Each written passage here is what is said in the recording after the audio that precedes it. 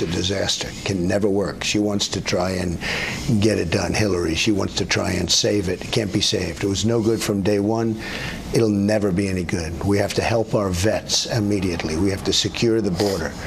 Drugs are pouring across, forgetting even about the people that are coming in illegally. Drugs are pouring across our border. People in places like North Carolina and New Hampshire, you can buy drugs, you can buy heroin for less than candy. And kids are buying it for less than candy. And what's happening to those communities and those states and our whole country, our children, our kids are being poisoned with drugs. We're going to secure the border. We have to build up, we have to immediately start with our very depleted military. We have jets that are so old they don't even make the parts for them anymore, Bret. There's so many things to do, but I would start by we have to get health care in line. If you look at a great place like Arizona, 116% increase in premiums. 116%. People are going bankrupt trying to pay for health care. And by the way, the health care is no good because deductibles are so high, you can't use it. So it's a tremendous problem. And Gruber, Jonathan Gruber, the architect, the wise guy, who said the American people are stupid, well, he's going to find out they're not stupid. Governor Pence, I mean, you know that the window is fairly short in a new administration to be able to get things moving. On that list that Mr. Trump just mentioned, in the first 100 days, how do you kind of get all that stuff going? Well, the first thing we do is we make sure that Donald Trump is the next president of the United States, and then we re-elect Republican majorities in the House and Senate. What you have here is a leader. And he's cast a vision to make America great again by rebuilding our military, getting this economy moving again, not with the tax increases that Hillary Clinton's advocating, but by cutting taxes across the board, repealing Obamacare, having the kind of trade deals that are negotiated in a way that puts the American worker first, and having the kind of appointments to the Supreme Court that will uphold our Constitution in the tradition of the late Justice Antonin Scalia. All that takes is new leadership in the White House, renewed leadership on Capitol Hill. And I promise you, having gotten to know this man over the last 3 months, the energy and the leadership that he's going to provide is going to change the direction of Washington, D.C. and our country quicker than you could possibly imagine. One of the top issues in our list that is not talked about a lot is education. From a Trump-Pence ticket, what is the education system look like? Well, we talk about it a lot. Number one, choice. We're going to give choice because that's really needed, and really needed in the inner cities where there essentially is no education. If you want to know the truth, it's horrible.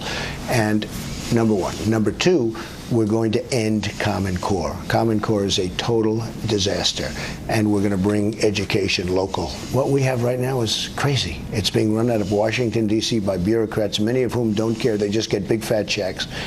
And you look at where our education is worldwide, Bret. Our education is so bad. It's so bad. Now, we're number one in one thing, cost per pupil. By far, we blow everyone away.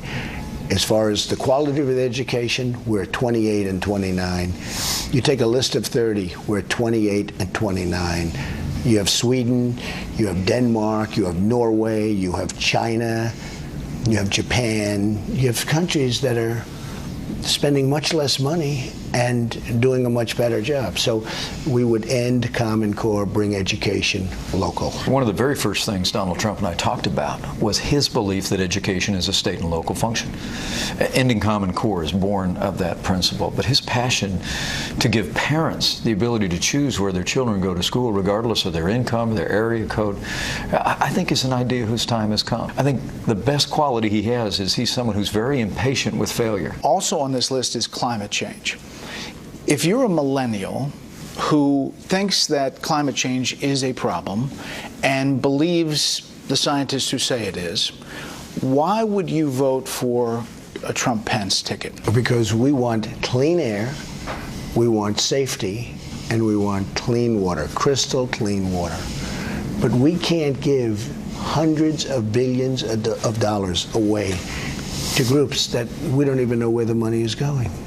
It's crazy. And our businesses can't compete with businesses from other countries because of what they're mandated to do. They just can't do it. We have to build our businesses back up. Now, climate change, some people agree and some people don't. Both groups are very vocal. Some agree, some don't. I consider myself to be somewhat of an environmentalist, believe it or not, but I get tremendous accolades for what I do and the work I do.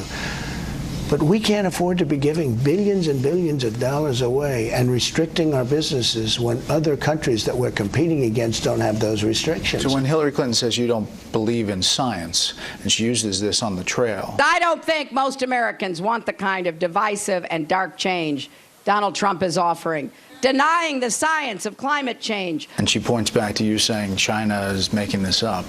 What do you say? Well, I'm a total believer in science, but nothing's very conclusive. You had meetings, if you remember, 6, 7 years ago, where the various people in charge of climate change were emailing each other about what a joke this whole thing is. I mean, look, I'm not knocking anything. I'm just saying we have a country that's in trouble. We have $20 trillion in debt, doubled under Obama's presidency, doubled. In a period of 8 years, it doubled. And we can't afford to be doing the kinds of things that he's getting us into because our businesses cannot compete. We need jobs. We have a trade deficit of $800 billion. We can't do that. I think what's happening out there as the election continues to approach is people are seeing what a clear choice this is, Bret. This is the clearest choice in a national election in my lifetime. And more Americans every day are choosing strength and are choosing to support Donald Trump as the next president. Last thing, while I have both of you here. If you win, what will you do about Paul Ryan, who obviously you had some problems with throughout this campaign? Would you work with him or work to replace him as Speaker? I will work with Paul Ryan. I'm very disappointed in leadership because I really believe we'd be winning by a lot. That we have to fight against Republicans is absolutely insane and ridiculous, so I'm very disappointed. But I will work with everybody. I'm not just talking about Paul Ryan. I'll get things through. He's a friend of yours. What do you think about these Republicans who are running away from your ticket? You're building that up too much. Let me tell you, we have tremendous Republican support. We do. But there are a few people at the top that have not been properly supported. Some of them are coming back now, and don't saying forget, they will support. They should be better than they are. And Bret, this is a movement of the American people. He's won over independents all across this country who are tired of gridlock in Washington. He's won over many Democrats who are tired of liberal policies in our nation's capital and trade deals that are driving jobs out of our country. But make no mistake about it, the overwhelming majority of Republicans are already there. But our message to the rest is if you believe we need to rebuild our military, if you believe we can revive this economy through tax cuts and repealing Obamacare, and if you believe that we need to have strict constructionists to the Supreme Court of the United States, our message is it's time for Republicans to come home and elect Donald Trump as the next president of the United States. Brett, so that's the close change. Let me just say, look at Utah. I love the people of Utah. I have great relationships in Utah. Now, if for some reason we lose Utah, that could have a very devastating impact on the overall. Now, what happens? Forgetting about everything else, our country will never be the same because we will not get to pick Supreme Court justices in the mold of Justice Scalia. And we have 20 unbelievable people picked, vetted by Federalist Society and Heritage. These will be great justices of the Supreme Court. Now, and I will pick only from that list. So, because they were a little concerned because I was never a politician, so maybe he'll go out and pick a liberal. Okay, that's not happening. Only from that list I'm going to pick. Only. We're not going outside that list. Now, we could have 2, 3, 4. There's even a scenario where you could have 5 picks this next, probably more than any other president. If the incredible people of Utah, they're incredible people, I know the people of Utah, if they go enough for this character that's running all over the state and we lose the state of Utah, that's devastating because that means we're probably going to lose the Supreme Court of the United States for 60 years. By that time, it won't matter because at the end of 60 years, we won't have a country left. We will cover every stop along the way. Mr. Trump, Governor Pence, thank you very much. Thank you very much. Thank you, Bret.